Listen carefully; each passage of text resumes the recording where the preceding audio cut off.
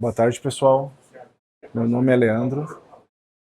Eu vim apresentar uma linguagem de programação que chamou muito a minha atenção, chamada PL. E essa é a minha trajetória até o momento. Eu comecei a programar ganhei um curso de Basic em 89. Só paguei o material didático, o curso era de graça. Depois, em 94, comprei meu primeiro computador, aí comecei a usar o Turbo C. Fui pro lado da Microsoft, fiquei no Microsoft C, Visual Studio. Depois aprendi C++. 2000 chegou o Java. 2005 conheci o Erlang, foi a minha primeira linguagem funcional. Depois programei em Ruby. Em 2011 conheci Clojure e estou trabalhando em Clojure até o momento.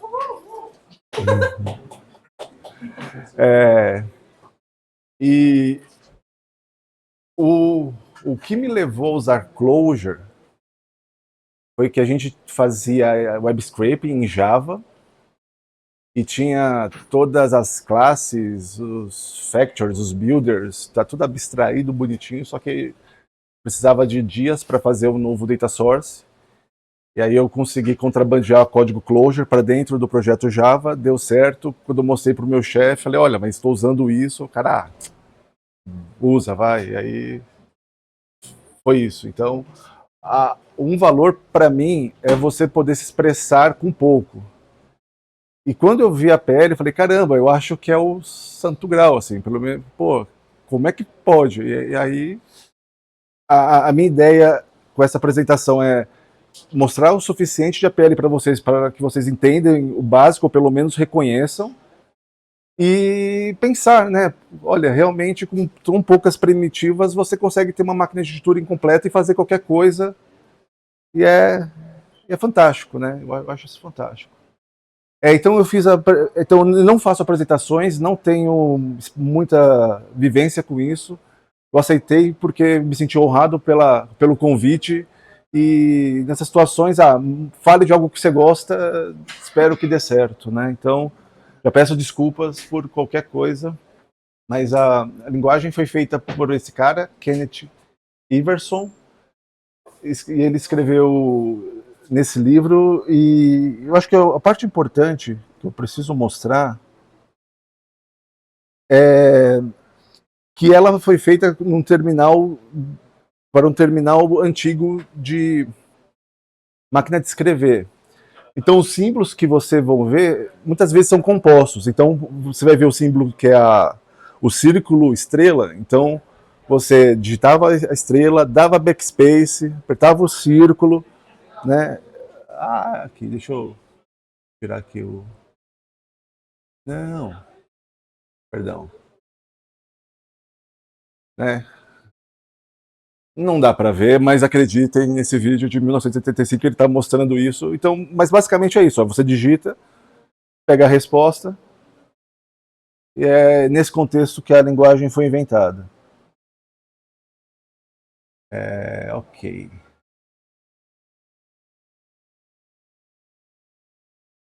Eu estou usando a versão 20 do Dialog APL. Sei que existe a GNU APL, não tive contato. Eu estou usando essa ferramenta porque tem sido fácil, você usa, não dá problema. Então, eventualmente, se um dia isso virar, eu acho que eu posso até conhecer outras linguagens. E a PL faz parte, foi a primeira da linguagem iversonianas, eu não sei se eu estou traduzindo certo, mas dentro dessas linguagens existem J, BQN, UIA e acho que e umas outras. A mais interessante dessas daí eu acho que é a UIA, porque além de ter essa notação, ele tem pilha também. Então você pode pegar, empilhar, não sei o que, desempilha, então é legal. Mas então a PL é a primeira, é um clássico, né? E é isso. Então vamos lá, se eu digitar uma sequência de números separado por espaços, ele vai assumir que isso é um vetor, porque espaços ligam vetores. Ok. Então vamos conhecer a nossa primeira função, que é iota, esse izinho. Então todas as funções, acho que todas, tem duas versões. A versão monádica, que só aceita um parâmetro, e a versão diática, que aceita dois. O parâmetro da versão monádica é chamado de ômega, e o da diática é alfa e ômega. Então, quando você tem dois parâmetros, é alfa e ômega, quando você tem um, apenas o ômega. Okay? Então, eu estou passando iota 10, passando para 10 para a função iota, então ele gerou um index generator, gerou um vetor de 1 a 10. Em APL, você pode escolher onde o seu índice começa. Então, nessa apresentação, eu vou começar com os índices do zero. Então, eu seto quad IO 0, e agora o iota 10 começa a partir de 0. Ele tem uma outra coisa legal também. Você consegue dizer se você quer ou não um erro quando você tem divisão por zero. As situações para falar, não é para dar erro, não. E... legal. Próxima. É igual com o underbar e o slash. É o count. Então você vê, ó, você está lá na prisão, você vai contando os dias que passa. Pelo menos foi essa explicação que eu li. Então, o tally de iota 10 é 10, e o tally de 3 números é 3, e aí, tranquilo. O mais, isso vale para todas as funções, mas com mais fica mais caro, que você tem escalar, escalar vetor e vetor. Então, no primeiro caso é autoexplicativo, no segundo caso eles chamam de pervasivo, e no terceiro caso é elemento-elemento. Uma coisa interessante é que ele tem um qualificador para número negativo. Então você coloca o high minus, esse caractere, e assim você coloca o número negativo, e no próximo slide espero que faça sentido a explicação. Então aqui eu tenho 1, somando mais 1 é 0, somando mais 0 é 1, menos 3, menos 2, e aproveitando notação científica é dessa forma. Então, como eu falei do qualificador negativo, vale a pena mostrar a função monádica minus e o que ela faz. Eu estou aplicando menos. É que eu acho que eu estou. Cadê? Aqui. Eu estou aplicando a função menos no 3 e no 7 e no 0. Então ele negou. E por isso que você tem um qualificador, porque se você quiser fazer menos vetor menos 276342, ele vai aplicar isso no vetor e não é isso que você quer. Às vezes você só quer o número negativo, então você teria que colocar entre parênteses e falar, não, esse é o negativo, e aí já ia atrapalhar toda a composição se não tivesse isso. O sinal mais monádico, ele é o conjugado. Então, se eu tenho o número real, não acontece nada. Se eu tenho um número complexo, ele vai trazer o conjugado. A trema, ou diaresis, é o for each. Tá? Então, nesse caso aqui, eu tenho o vetor 2, 3, 1, e para cada item do vetor eu estou chamando iota. Então aqui eu tenho o vetor 0,1, o vetor 0,1,2 e o vetor 0. Essa forma fica meio difícil de ler. Então nesse momento, você vai ligar o box on para poder ver o que está acontecendo, e a partir de agora, se você executar o comando de novo, você vê que agora não, é um vetor de 3 vetores. É espaço. Eu acho que são 2. Depois pode até fazer o teste, mas depois que eu descobri, eu nunca liguei, então eu nem sei como desliguei, né? Então, o vezes, ele é a direção, ou seja, se o número é positivo, ele retorna 1, se o número é negativo, menos 1. E se o número é complexo, ele retorna um vetor normalizado que nunca vai passar de 1.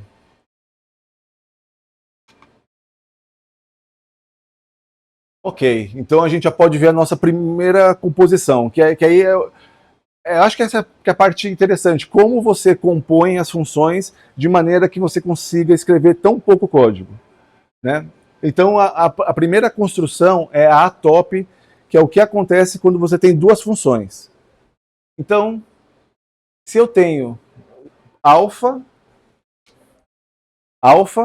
f, g e ômega, isso aqui, na verdade, vai ser expandido para f aplicado no resultado de g de alfa de ômega.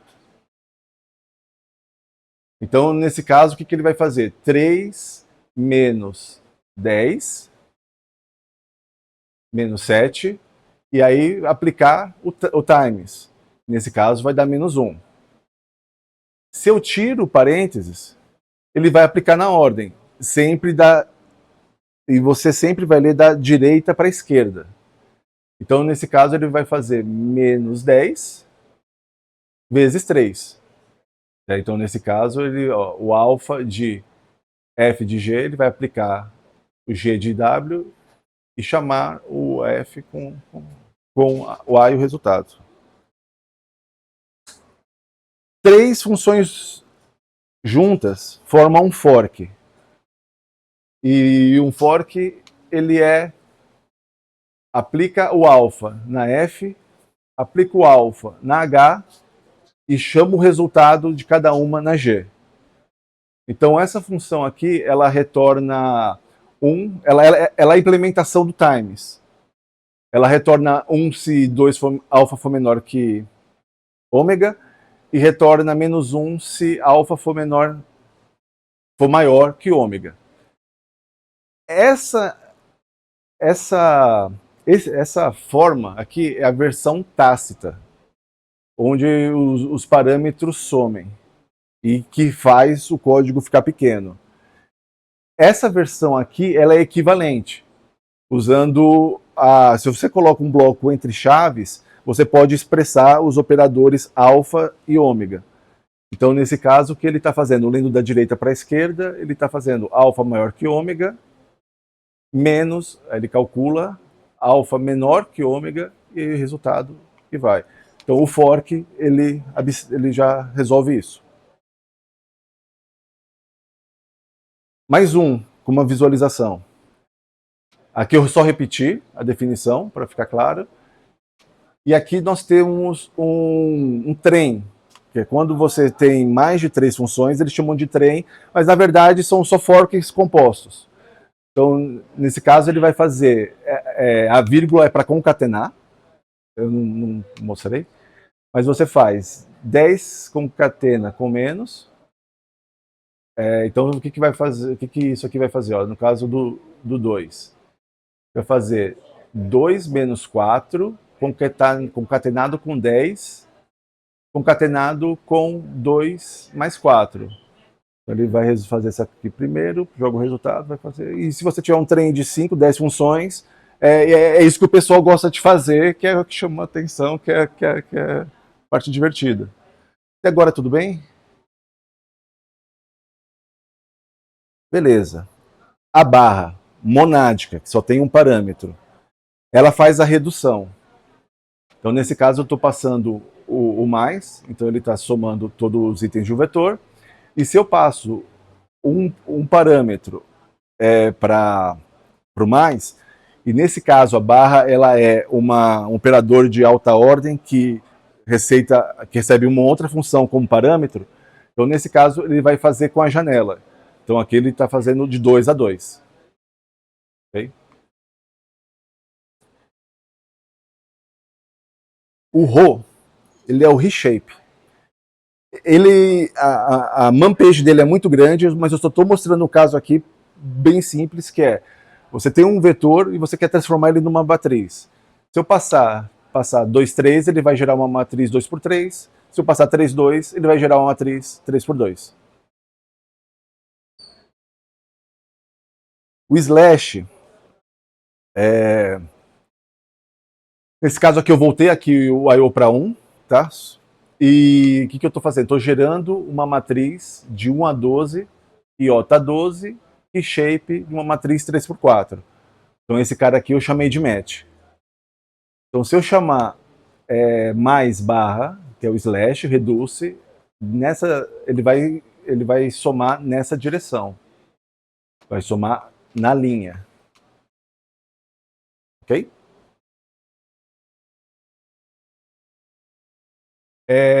O slash bar é a mesma coisa, só que opera na coluna. E de forma geral, vocês vão ver esse uso na maioria das implementações, porque os outros operadores, como iota, eles trabalham colunar. Então, o exemplo que eu vou mostrar funcionaria com slash, mas o que você vai ver por aí é com slash bar, e o motivo é esse. Então você só vai usar o slash quando precisar, e eu ainda... Você que explicitamente você queira, no caso da matriz, trabalha com linha, mas se você só tem um vetor, dá no mesmo, mas você escolhe o slash bar. Pode falar. No caso, ele está somando por coluna. Isso. Então, tipo, 1 mais 9 mais 5, dá o 15 ali, né? Isso. Ele não devia ter dado um vetor de N linhas e uma coluna. Ele deu um vetor de uma linha correndo coluna. Né? Sim, porque ele somou cada coluna aqui. São 4 colunas, são 4 resultados. E aí aqui ele fez 2 porque ele fez 1 mais 5 e 5 mais 9. Tanto esse como o estado anterior formam um vetor de uma linha só, né? Exato, exato. Sim. Eu não sei se isso é bom ou se é ruim, mas é isso. E tem o TAC, que ele só retorna o da direita. Então, nesse caso aqui, eu tenho o LL, e ele retorna da direita, e nesse caso aqui, ele é um last implementado em odd n. Estou fazendo uma redução, pegando sempre o último, então aqui ele vai me dar o 3, só que em odd n. Então vocês agora sabem o suficiente para entenderem essa camisa, que é esse o objetivo da implementação. Não sou afiliado, não sou nada, mas você pode comprar essa camisa no site de um programador de APL que ele fez. E a gente já consegue... Será que a gente consegue entender o que está aqui? Isso aqui é um fork, tá? Aqui, então eu tenho uma função, outra função e outra função. Então ele vai somar todo mundo daqui e dividir pelo count.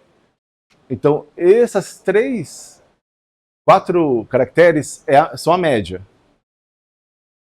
E aqui eu estou falando maior do que o que está na direita. Então ele vai retornar uma máscara de um resultado de todo mundo que está acima da média. É isso que essa camiseta faz. Diz. Então, só para... Aí eu fiz a forma explícita e a forma tácita. Então, nesse caso, o que ele vai fazer? Olha, eu tenho a somatória em ômega dividido pelo tale de ômega dá 3. Isso aqui é equivalente a isso, na forma tácita. E agora, se eu coloco o maior que o W, eu estou gerando uma máscara, onde esse daqui é 0, 0, 1 e 2 são menores que a média, 1, 4 e 5 são maiores que a média. E aqui o W, ó, eu troquei pelo TAC, e aí tem essa máscara. Quando eu tenho um slash com 2 parâmetros, ele funciona como replicate. Então o que isso significa? Se eu passar aqui 3, ele vai repetir o 6 3 vezes, 1 7 vezes. Mas o ponto é, se você passa uma máscara booleana, significa que ele faz um filtro. Né? Então, e é isso que a gente vai fazer agora.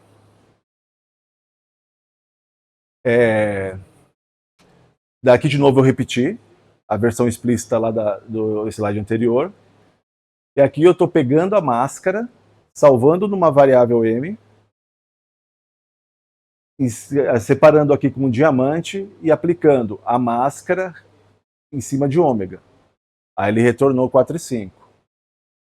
E aqui é a mesma coisa usando a forma tácita, mas usando essa variável intermediária. Agora a gente vai tirar essa variável intermediária. Para isso, a gente vai usar o jot underbar, que é o behind. Então o que ele faz? Se eu tenho f operador de g de w, ele vai chamar g de w e o resultado, ele vai chamar g de w com um alfa com resultado de f de w.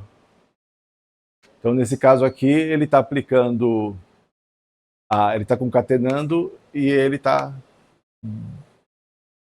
negando. E aqui ele só tem um W, ou seja, ele chamou G de W, que é 4, e o F já passou por essa, pelo menos, ficou menos 4. E se você tem alfa e W, ele chama F de G com F de alfa, ou seja, se eu chamar 3 e 4, o 4 ele continua com o mesmo valor, porque ele foi concatenado, e o 3 foi aplicado a função menos. Então, com essa função, a gente consegue tirar essa variável e falar, olha, compõe, aplica o slash com o resultado daqui, que é a máscara, e deu 4,5. Está terminando. Agora eu só acabou a apresentação, agora eu só vou mostrar outros operadores que eu acho que são interessantes. E o primeiro é o jot, que é a composição, e às vezes não faz muito claro por que quando usa ele. E eu acho que esse exemplo aqui fala. Então antes de falar do jot, eu troquei a ordem. Deixa eu só mostrar o operador círculo cortado, né, que é o circle style, que é o reverse. Ele é monádico, você muda. Vou voltar. Opa. Então o que eu estou fazendo aqui? Eu estou gerando um iota de 3 com os valores cortados. Reverso. De 4 com valores reversos e 5 com valores reversos. Então, de novo, se eu pegar esses 3 vetores e para cada iota vou ter o vetor 0,1, 0,2, de 0,4 e de 0,6. Se eu grudar um no ele, então ele vai pegar esse vetor e vai reverter o vetor todo. Então, ou seja, o for each age no iota. Mas não, se eu quero grudar, fala, não, o for each vai usar no iota e reverte. Aí eu tenho esse operador, ele fez isso. Ele fez a reversão em cada item.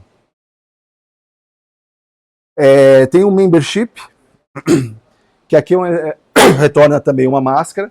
E, de novo, uma máscara muito conveniente para você usar no slash, em outras situações. Então, nesse caso, ABC não aparece aqui, 4 aparece aqui, AB aparece aqui e A não aparece aqui. Então, com isso, a gente pode conhecer o operador atop também, que é aquela mesma coisa que você vê quando você tem duas funções entre parênteses, é um atop, mas você pode deixar ele de forma explícita. Então, nesse caso, ele está retornando quais números não estão entre 1, 2 e 3. Então, apliquei aqui o pertence e neguei o resultado. E tem o over, que é interessante, que ele aplica uma função em cima, antes de você chamar uma função, ele aplica uma outra função para rodar naqueles parâmetros. Então, o exemplo aqui é fazer a comparação. Esse operador aqui, ele é o módulo, então ele vai retornar o número, o valor absoluto. Então, 5 o módulo de 5 é menor que o módulo de 3? Não, é maior, por isso retornou 0. E esse operador aqui é o max. Então, a mesma coisa, eu estou pegando o max de menos 10 e 10, só que over a função módulo. É isso. Aqui estão as referências para quem quiser mais. E é isso. Dúvidas?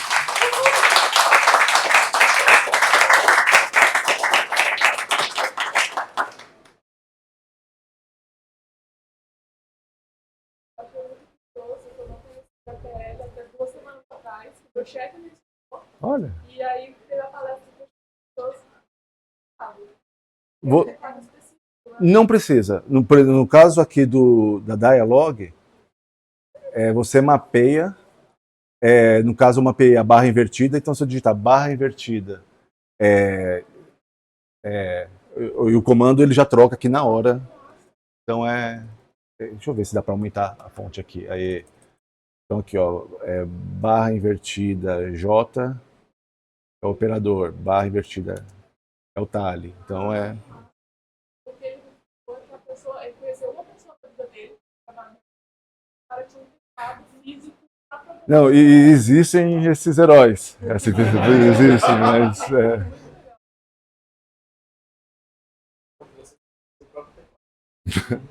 É bastante usada. Não, assim, pelo que eu li, eu acho que empresas de seguradora europeias tem uns legadão que usam lá e acho que ninguém vai mexer. Você faz.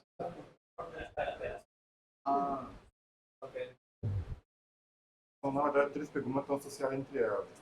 Uma coisa muito comum no trabalho com simulação física ou machine learning é trabalhar com matriz de N dimensões, né? Uhum. Aí a pergunta é possível trabalhar com matriz de N dimensões? Não é só possível, como tem um módulo que roda na GPU e o negócio fica rápido. Aí a segunda são duas coisas, né? Uma coisa muito usada é determinante, para falar determinante da matriz, e a outra é diagonalização da matriz. Essas duas operações também está bem resolvida. Ele tem um operador que ele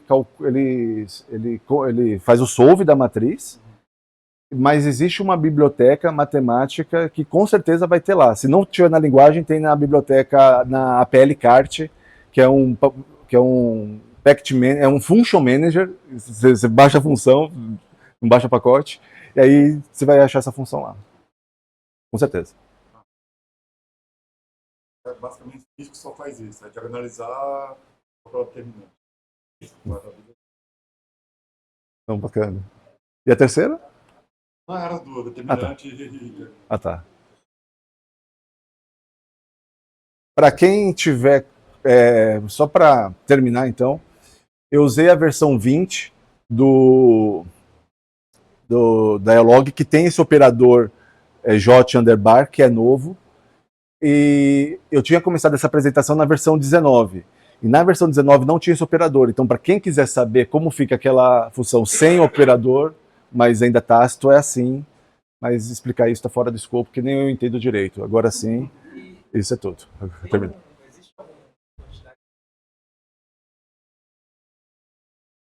Então, não sei, mas... Não, assim, eu sei que com o que ele oferece, ela é. Agora, se dá para a gente diminuir mais, eu não sei. Se fazer a mesma coisa com menos operadores. Exato. Não, então, mas esse é o ponto. Por exemplo, a função, a média, né, que a gente vê aqui. Você não vale a pena você escrever min, porque assim, o nome da variável é maior do que a operação. Então, assim, o operador ele usa para resolver esse caso que ficaria grande. Agora o operador chegou, ficou menor. Então acho que a pegada deles é isso, é otimizar para o menor número de... Eu vi uma piada que, assim, o cara falou, programador de APL não usa GitHub, usa Twitter. Né? Então, eu acho que essa é a pira. E agora sim.